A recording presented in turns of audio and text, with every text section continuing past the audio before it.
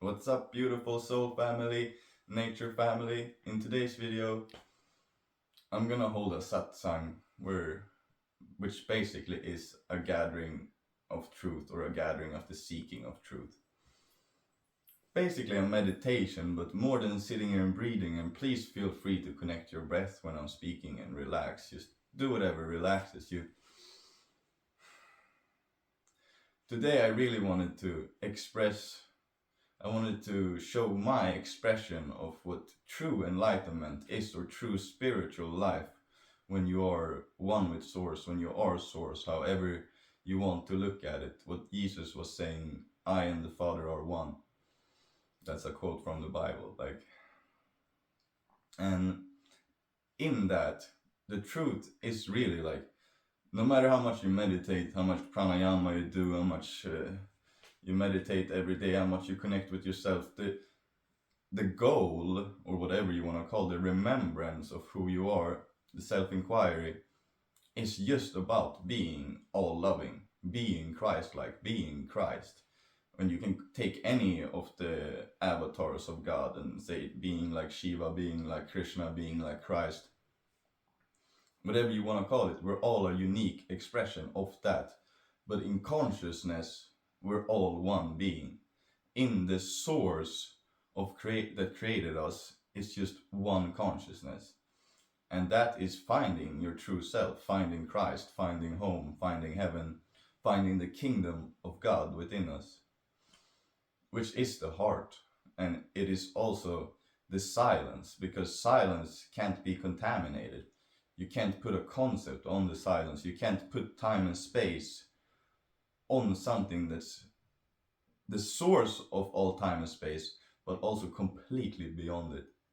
The most simple word you can say and express it, because all words are either no truth at all, or every word is the truth. Everything you ever witnessed is the truth. But what I'm speaking about is unconditional love.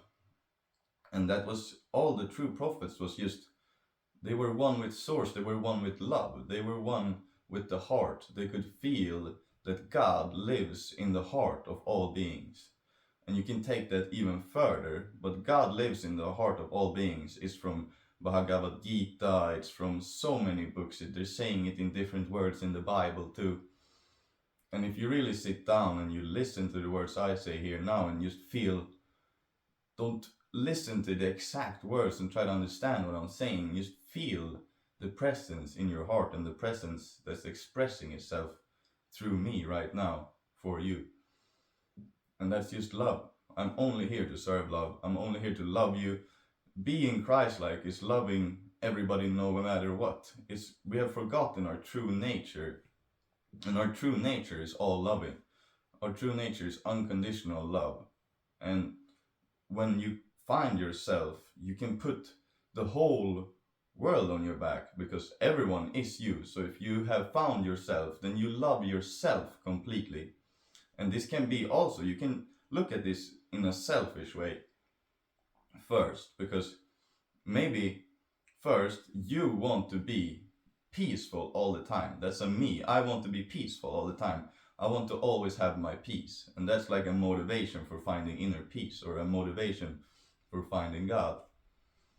And that can sound selfish, but once you find that, once you take a little bit of distance from life and you take a step back, or you find it right now, it can be found at any time, then you will see that you are everyone, or at least in one perspective, we are all one. We are all one being, we're all one with God, we're one eternal family. All of our souls are eternal, they cannot die. They're all of the eternal energy of God. And once you start seeing this, you will realize that being the most selfish to find your own peace, so nothing in this world will bother you, so you can always be compassionate, have wisdom and understanding for everyone's actions, no matter what. Even if they're the craziest horrible things, you can still forgive and love them no matter what. That is Krishna consciousness, Christ consciousness, living as God or with God, however you want to look at it. You want to look at it as you're an eternal soul serving God, or you want to look at it that you are the source itself. All perspective are okay and true as long as we're in love. Even they're okay without love too. That's why we have this age. But what truly being Christ-like or Krishna-like or being that or serving that is to have the remembrance that our soul loves everybody. It's only within this little time and space of this age with wars and social medias and all these things that happen in this age that get us indoctrinated and forget that our souls are all loving. And then you can ask, how do you actually remember that? How do you actually realize what you've always been and what you always are?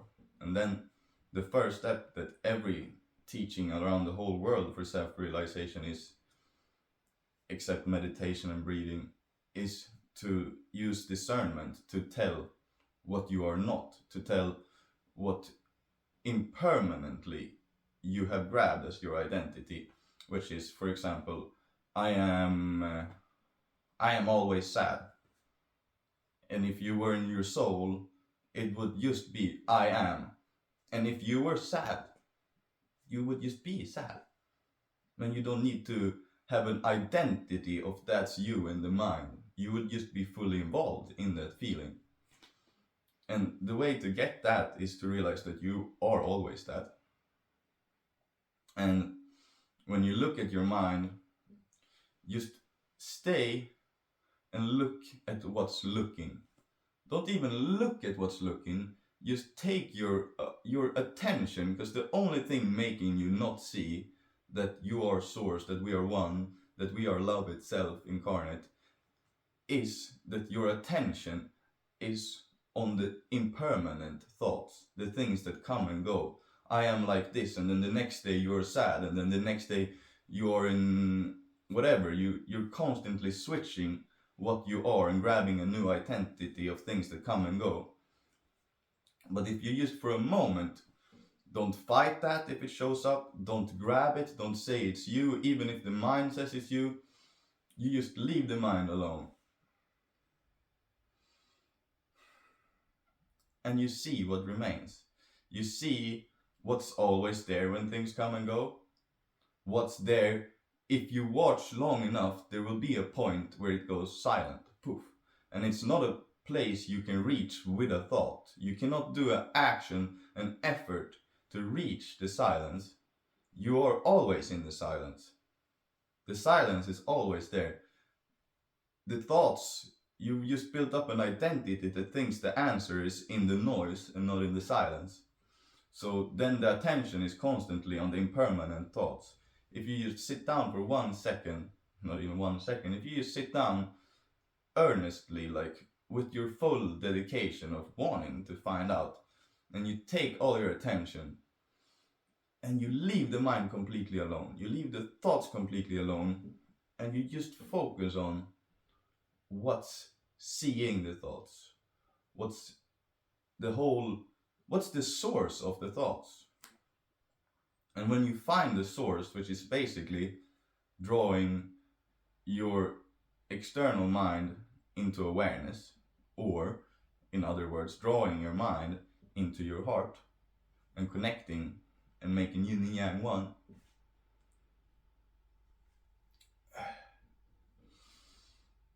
then you'll find God, and you find your true self, which is that we're one being with many forms, but it doesn't, that's just in consciousness. We always have form. We always have individual forms. It's just in this age we don't remember the source of the form. That's the only difference. You're always in an age, in a Sat Yuga, if you read anything about Hinduism, then they say you live for minimum 10,000 years, not 100 years like this age, the Dark Ages, the Kali Yuga. And they also talk about a coming of Krishna consciousness, and the second coming of Christ, like in the Bible, is when we all wake up, remember who we are, what God is, that basically we are love, and this planet is all one being that wants to take care of itself and play with itself, have an eternal game where we just enjoy ourselves and love each other and sharing. Because our natural state, when we reach this awareness, we've connected our mind, returned it to the source, returned the noise to the silence, made the noise one with the silence, the seer and the seen become one. Then, when we're all in this state, there is no reason to fight yourself, because this realization is unconditional love for yourself, which is everything and everyone.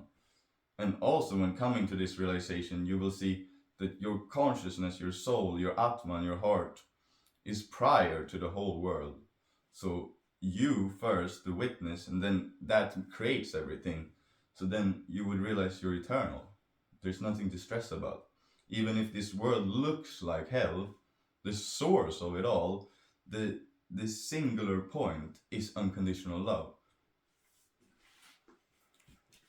And that's Christ. The Father and I are one. And love thy neighbor as yourself or thyself.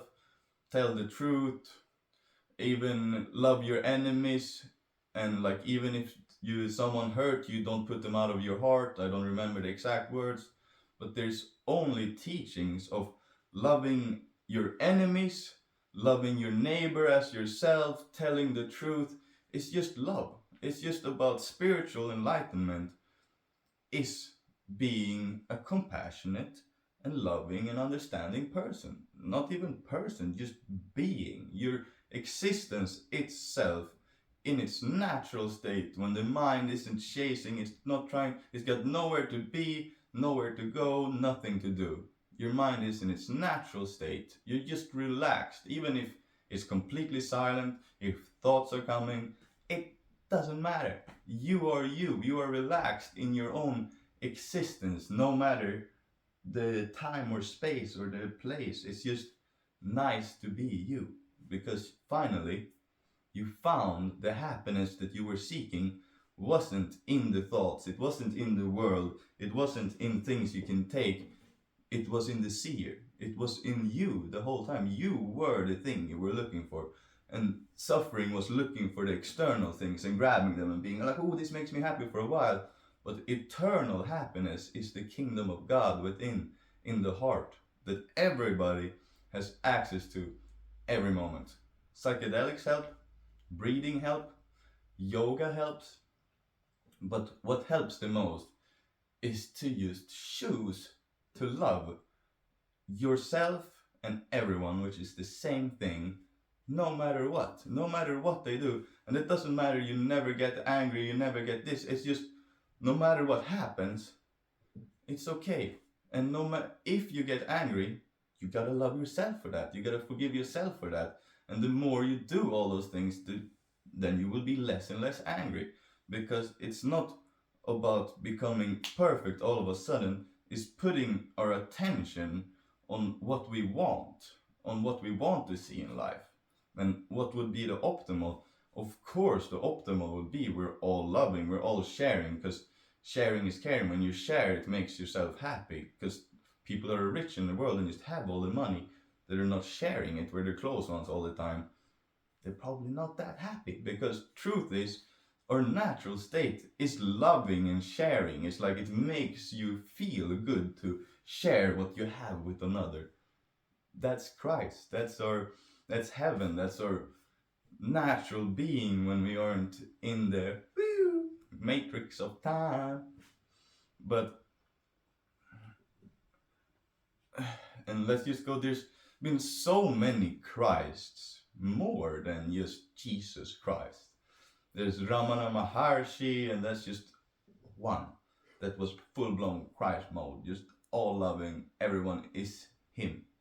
Nothing is even happening. And then there's like Neem Karol Babaji.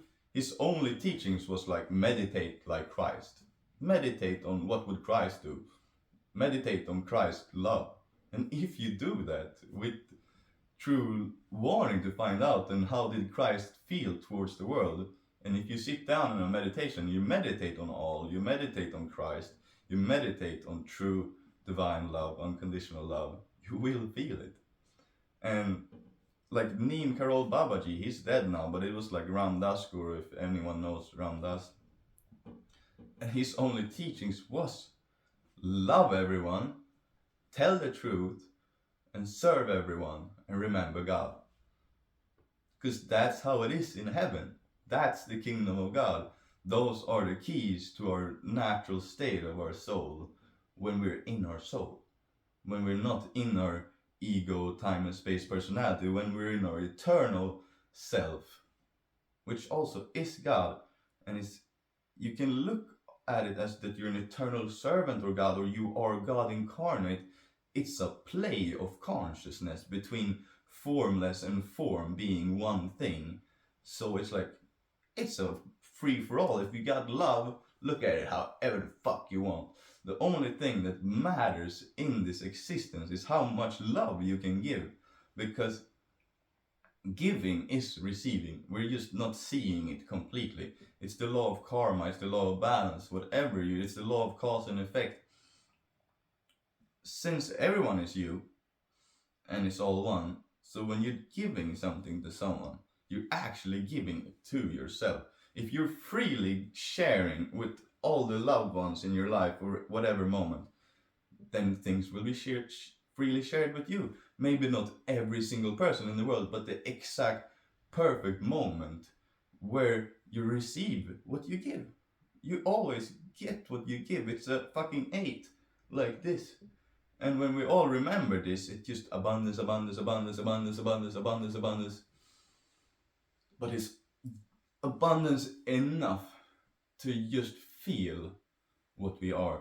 Unconditional love, to return to the silence inside us, to return to our natural state of being, which is unconditional love. And this is a Mr. Nature Satsang. So nature is a great tool that most great old gurus in the Kali Yuga that were Christ-like forgot about.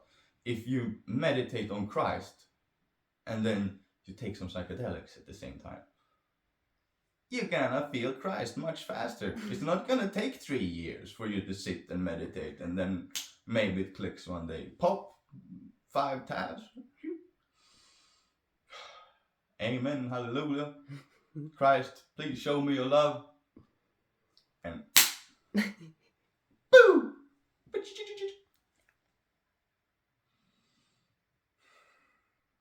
I just wanted to remind you all that enlightenment spiritual life is wisdom, compassion, and understanding. And loving everybody no matter what. That's what Christ would do. No matter what happens in the world, don't take anyone out of your heart. Love all relations, love all your relations, and you will find true happiness. You will find true peace, inner peace. You will be God. You will be one with God, however you want to look at it. I love you all. Amen. Hallelujah. Jah Rastafari. Love everyone. Tell the truth. Serve everyone. Remember God. Jah bless.